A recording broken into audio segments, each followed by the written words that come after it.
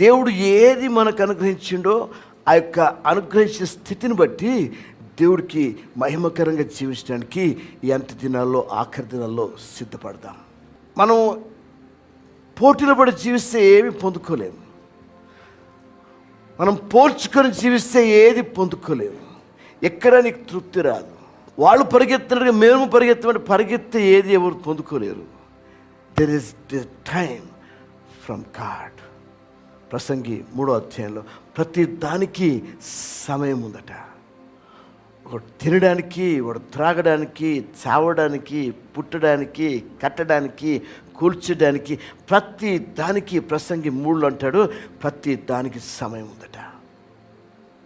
ఆయన సమయానికి మించి మీరు ఏది పొందుకోలేని సత్యాన్ని గ్రహించి మీరు ఏది కలిగి ఉన్నారో దాన్ని బట్టి సంతృప్తి కలిగి ఉండడం దేవుడికి మహిమ.